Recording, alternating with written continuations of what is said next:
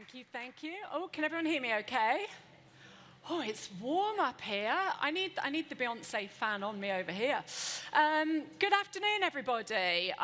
It is that time of the day where you're probably feeling like bars open, sun shining, want to get out there.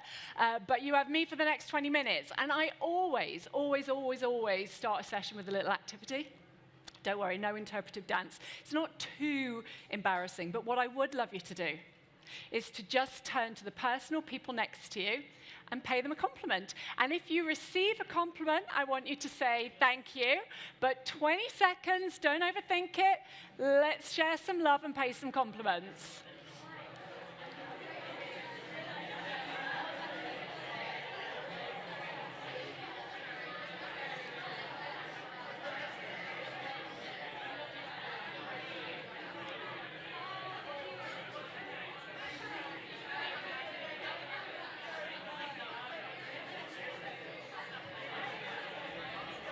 Few more seconds.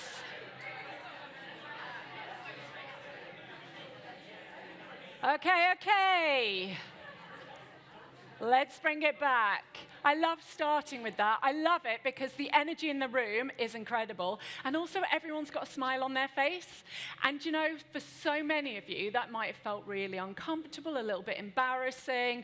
But do you know that when a compliment is paid, it is because someone is responding to something that you're giving off. How you look, what you've said, something they've seen you do or say, how you make them feel. And so I want you, whatever you've been told today, I want you to own it. And I want you to feel good, and I want it to fuel you. Because we're starting there, because we are on the Female Leaders Club stage, so we're going to talk a lot about what it means to be a woman. But we aren't conditioned to give ourselves enough credit, let alone receive it. And herein lies one of the biggest challenges that we face. We exist in a system that, quite frankly, isn't fit for purpose. But what we're going to talk about today is how we can change that, unlocking and unleashing our collective power, and how it all starts here with us. So, who am I? Aside from being coach, speaker, mentor, just general chief female empowerment officer and hype queen, I am, very proudly, the managing director of the Netball Super League. We are the UK's elite domestic netball competition. We relaunched this year on International Women's Day, no less, live on Sky Sports in front of 8,500 fans up in Sheffield. And we stepped boldly and bravely into our new era, where we want to reimagine what women's sport looks and feels like, unlocking new waves of fandom and inspiring and empowering women and girls on our journey. Did you know that netball is the most played team sport by women in the UK, with over 3 million people taken to court every year? And in fact, we're the third biggest team sport overall, men's and women's football combined, men's and women's cricket combined, and then netball. And actually, the majority of women sitting in homes have played the sport at some point in their lives. This, for us, creates a powerful connection. And with women's sport on the rise, we know that netball is uniquely placed to reach and resonate across millions of homes and communities. So, we relaunched this year, and we are almost at the business end of our inaugural New Era season. We've seen 40% increases in attendances, 25% increase in broadcast viewers, and when I sit on the panel later, I'll give you some even more incredible year-on-year stats of what we've achieved just this season. And this Sunday, we will be heading to the iconic O2 Arena in London for our biggest ever, most highest attended grand final, where one team will get to lift this beautiful new trophy here that we brought down to show you all today. Genuinely, I have ordered like arm weights because it is so heavy and I've got to lift that on live TV. But we're taking it to the O2 on Sunday. I could talk to you all day about netball, why we're so beautiful, why we're so unique, powerful, special. And by the way, come and grab me afterwards. Happy to talk about netball. But as this is the Female Leaders Club stage, I want to talk to you about being mission-focused and how we have the opportunity to unlock our collective power and drive system change. You see, why I do what I do is because I believe that women are power. Women are the answer to building a better, fairer future. And so, by building a platform through sport, which we know has the power to change lives, we've seen it for centuries, and then harnessing the passion and power that sport brings, I believe that we can drive the change we need to see in the world. And as a single mother of 4 children, I've got 3 daughters. They are teenagers and young women. They're on social media. They're looking at the world. They're looking at politics. They're trying to find their way, their place to be themselves, authentically themselves, and thrive. I believe that I have to play a role in making the world a better place for them. And so my sport, netball, the one true women's sport, can be a platform for that change. My journey here wasn't linear, and I could fill a whole other session with that story. In fact, plug here, I am a guest on this week's episode of the In Her Shoes podcast, where I share how my personal experiences from a really difficult, challenging childhood to being a young mother myself, my youngest daughter being born with a heart tumor, how all these experiences shaped my professional journey and have made me into the woman that I am today. So if you're interested in learning more about that, please give it a listen. But I often go back to 10 years ago and my light bulb moment when I was in Chicago at a conference listening to Arianna Huffington of the Huffington Post speak. At that time, I was senior vice president of a global tech company, had 4 young children, and I was doing multi-million-dollar deals with the likes of Coca-Cola, PepsiCo. I was working on projects with the US government and Google. And I was in a role that, quite frankly, was going to change my family's life financially.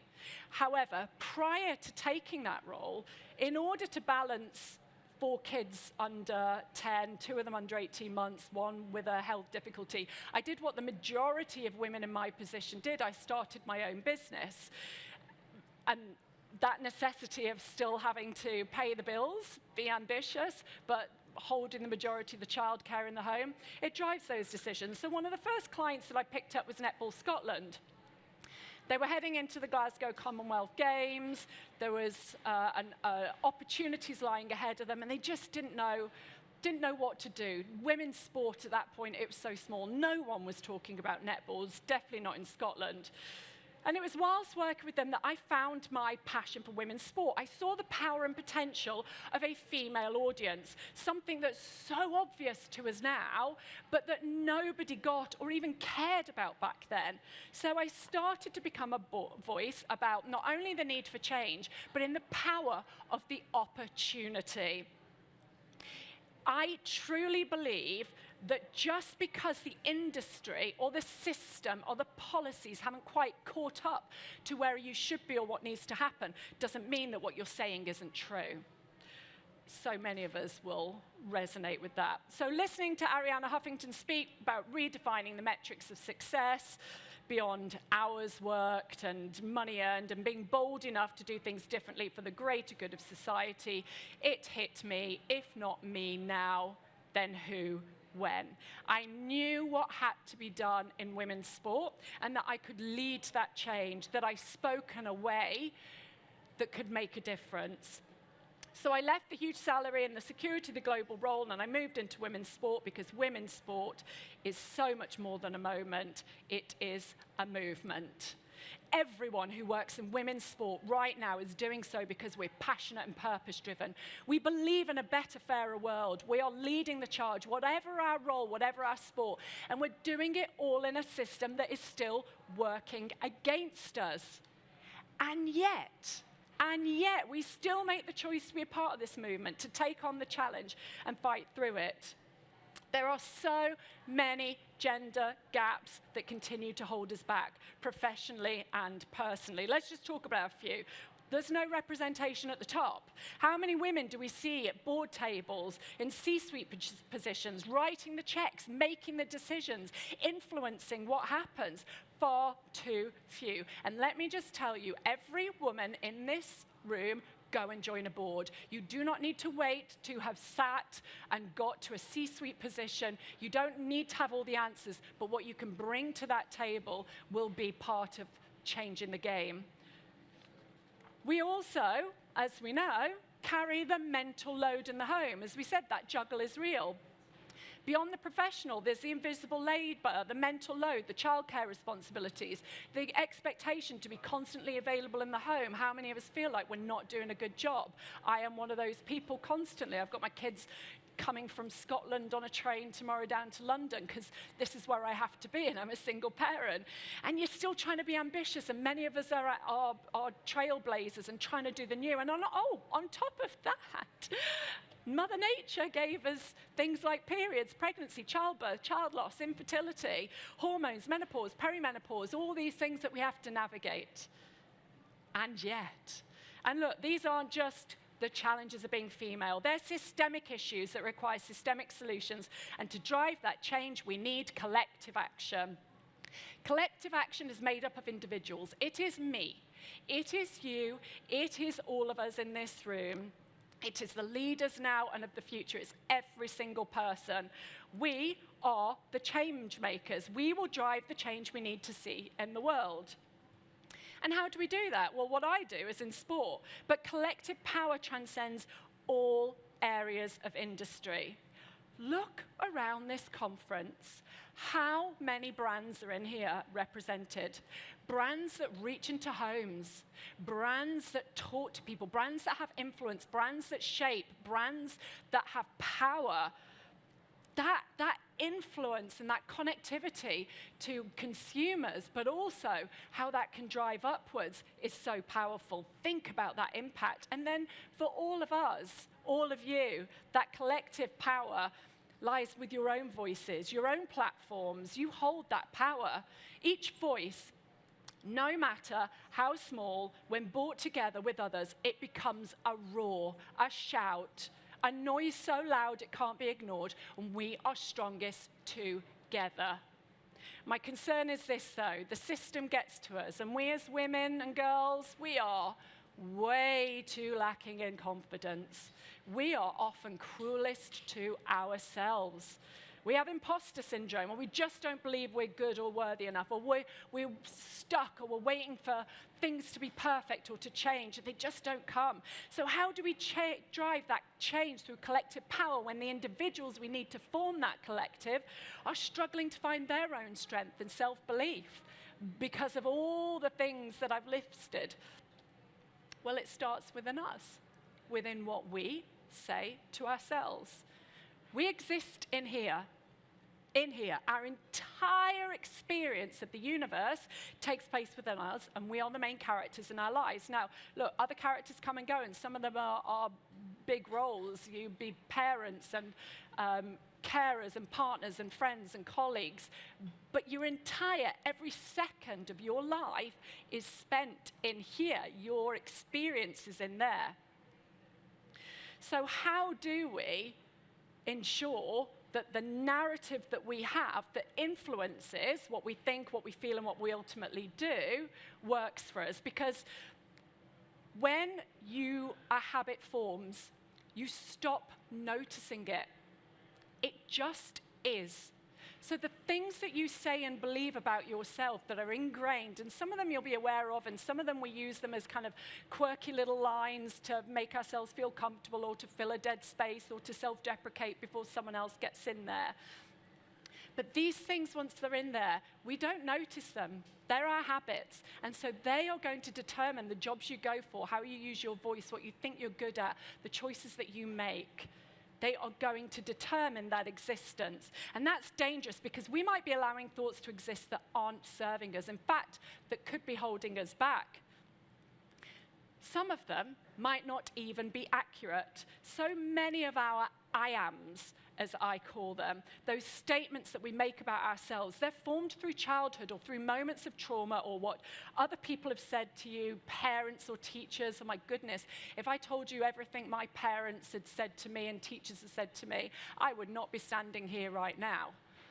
They wanted to tell me the person that I was based on their opinion of me and what their opinion of a good girl and success in the world would look like.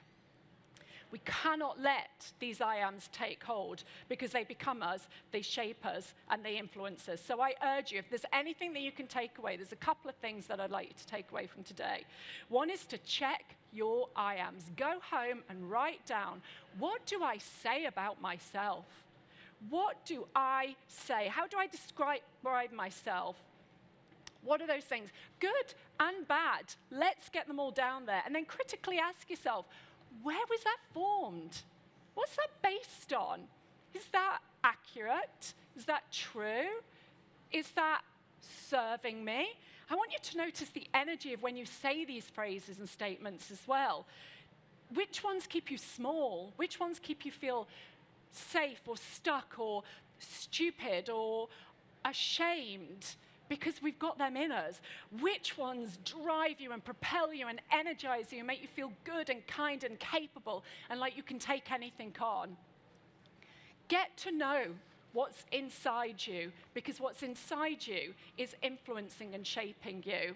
But you know, the best bit is, and you will have heard this a million times, it just takes action. It just takes trying once. What you can do is ask yourself, what do I want my I ams to be? You can rewrite the script. Write down everything you do want to say about yourself, how you want to feel, what you want to achieve, who you want to be, who you know yourself to be. Again, if you listen to my podcast and you will hear what was said, I believed in me, I advocated for me, I trusted me. When others didn't, I trusted and advocated for me. And it's been a journey. It's been a journey to be comfortable in your own skin and to know who you are. And even now, I'm still discovering, I'm still building the woman that I want to be and I'm going to be. But I want it to be on my terms because it's my life. And I want the quality of my life to be the best it can be. So when you write them down, look in the mirror and start saying it every day. Remember, this is your life and you choose how to live and experience it. And the quality of your thoughts will influence the quality of your life. And the better we feel about ourselves, the more confident we are individually, the more powerful and beautiful we become as individuals, and more powerful and beautiful that collective becomes. And look, I know getting started with saying kind things about yourself might be hard for some people. Years of conditioned thinking has a massive effect. And we are in a place where it is really bloody tough to be a woman right now. It is, okay? That's okay. Let's acknowledge it. But we can unlock that. So just start by looking yourself in the mirror every day and telling you what you want to hear until those new habits form, until you unleash your true, indisputable power as an individual, as women. And just in case you needed to hear it today and you wanted to get started, I will do that. Let me tell you, you are good enough. In fact, you are more than enough. More than enough. Women and girls, we are fucking incredible. Look what we do. Look who we are. It is a system that keeps us where we are. So look yourself in the mirror every single day and build your own power. Let me tell you, there ain't no prizes for self-deprecation in this world. It doesn't do you any good in here. It doesn't do you any good out there. And look again, change or growth can feel scary. So can using your voice or trying something new. But for those that were just in the room, when that really brave lady just came and took to stage, was that you? We talked, but listen, celebrate and embrace the feeling of nerves and fear. I would say take the power. Take the power when you are feeling that, because actually, yay you went and did something new that pushed yourself out there. And every time, whatever the result, you are always going to get growth. You are always going to get learning. So we're going to flip the power and we're going to try new things.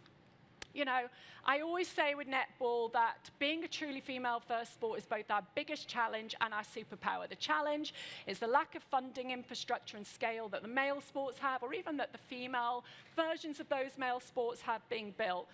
And that's tough for us. We're doing it on our own. We're backing ourselves. But that superpower of being female first, from the playing court to the boardrooms, my God, that is something else. And that's how I feel about us as women. Society may want us to feel like the weaker species, but as I've always said, please look at what our bodies do, look what we work against every day. When men get emotional, they start wars. When women get emotional, we drive change. We are the future, and we are power. So heed my words. 2025 is the year of woman. Everything can start here today. We will no longer stay stuck or small or scared because that's what the system wants us to do. No bloody way. We are strong, powerful, resilient, empathetic, creative women. We're going to live the life that we choose, and we're going to be the change. Change within ourselves creates outward change. But remember, success and progress doesn't happen overnight. Shit happens, we're going to face difficulties, we know that, but the important bit is not hiding away, not making excuses, not living for other people or other people's expectations of you and what they want you to be. That was a big one for me. Own your uniqueness. There's so much where everyone just wants to be the same in this world. No, this is your one life. Be you, own you, and all that is beautifully unique about you. Let go what doesn't serve you. Sometimes you have to unbecome to become, and I'm understanding that myself. I spend a lot of time with women. And by the way, anyone that thinks they're going through a midlife crisis, you are not. It is an awakening. It is a reckoning. Take that power back. We won't be defined or derailed by negative experiences or challenges. We'll turn them into our power. And we are going to give ourselves total permission to put ourselves out there, try new things, and be our own unapologetic self. So if we can all unlock our indisputable power within us as part of this collective mission, then piece by piece, brick by brick, we will start to build the new foundations of the system in which we need to exist. That better, fairer future where we are at the right tables, influencing the right decisions, enabling the right opportunities for all women and girls to flourish and thrive. And for me, that exists in my sport, in the Netball Super League. But the future is what you and we collectively make of it, and it all starts today. So, my final couple of words are, if you're in London on Sunday, buy a ticket, come to the grand final. It will be incredible. If you can't be there, then please tune in and see the best athletes putting on the best show right here in London.